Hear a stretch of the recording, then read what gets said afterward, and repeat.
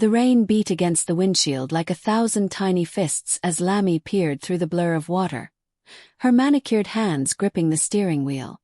The boutique owner's usual composed demeanor wavered as her Mercedes-Benz sputtered once, twice, then died completely on the deserted Lego street. The darkness pressed against her car windows, broken only by the occasional flash of distant lightning that illuminated the empty road ahead. Her heart fluttered, not with fear, but with a peculiar sensation of fate shifting beneath her feet. Inside her mind, memories of the dinner she'd left behind swirled like autumn leaves. The pitying glances from her friends, their well-meaning but painful suggestions about senior community activities, their thinly veiled concern about her solitary lifestyle. At 60, Lammy had built an empire of silk and lace, her boutique standing as a testament to her refined taste and business acumen.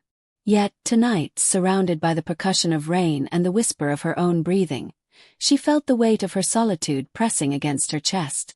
She reached for her phone, dead. Another betrayal in this evening of abandonments. Then a movement. A young man stood outside her car, water running in rivulets down his face. His motorcycle stood a few feet away, its headlight cutting through the darkness like a beacon of hope. "Ma, are you all right?"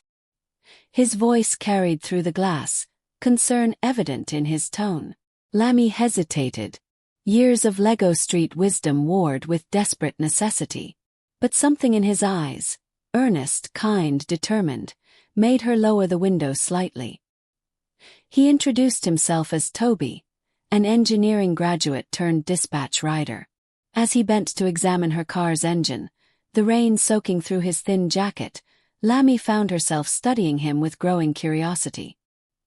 His hands moved with practiced precision despite the darkness and rain, his quiet confidence speaking of a dignity that transcended his current circumstances. And for the first time in years, she felt something stir in her heart, not the polite interest she showed her boutique customers, nor the maternal affection she extended to her employees, but something different. The engine finally roared to life under Toby's skilled hands, and his triumphant grin caught her off guard. It was a moment of pure, unguarded joy, pushing back the darkness surrounding them. Offering him a ride home, more out of concern for his drenched state than conventional wisdom, Lammy didn't yet understand that this rainy night would become the first page of an extraordinary story.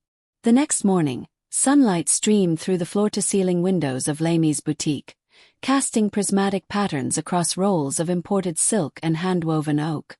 She found herself touching a piece of midnight blue velvet, remembering how Toby's eyes had sparkled with that same deep intensity during their conversation over suya last night. Their weekly meetings became a strange comfort, like discovering an unexpected room in a house she had lived in for years. They talked about everything.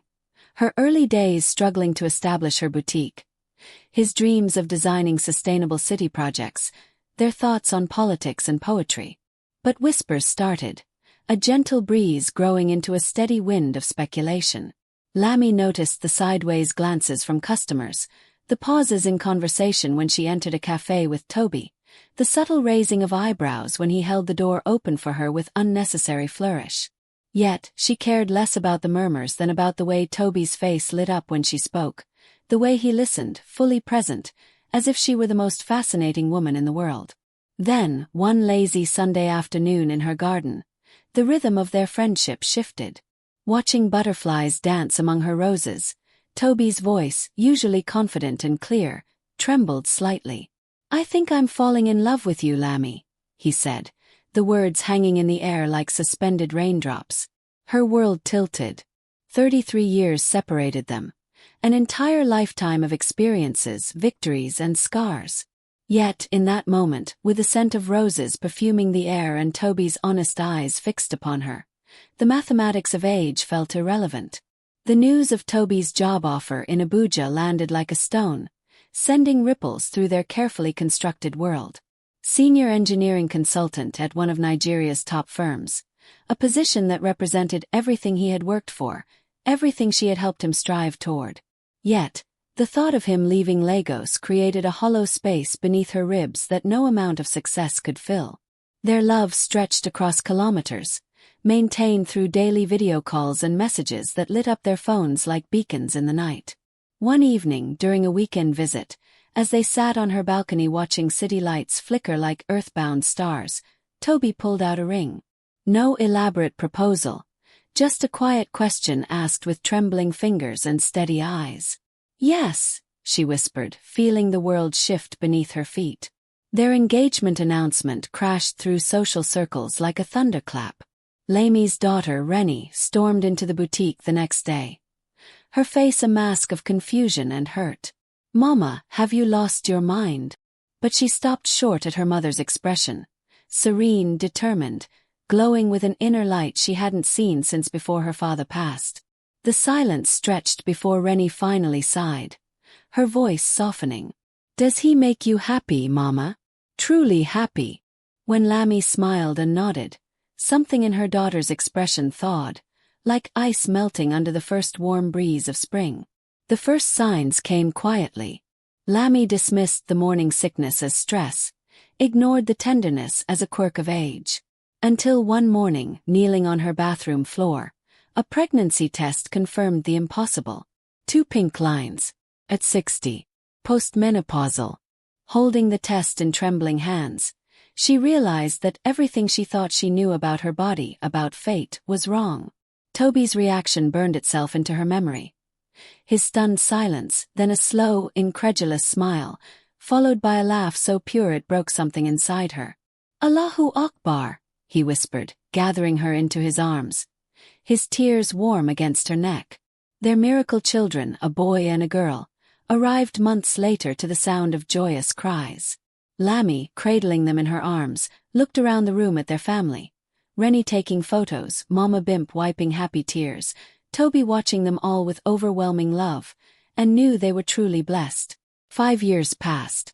Their boutique expanded into a fashion empire, its 3 floors towering in Victoria Island. Their children, Aisha and Ahmed, played between racks of imported silk, their small hands trailing over fabrics worth more than most cars. Toby became one of Lagos' most sought-after engineering consultants, his designs reshaping the city skyline. Their age gap, once the subject of endless speculation, faded into the background of their love story. Lamy started a foundation supporting unconventional families, while Toby launched a mentorship program for young engineers.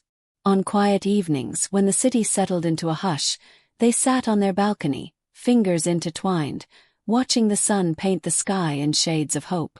They had defied convention, broken societal expectations, and rewritten their own rules.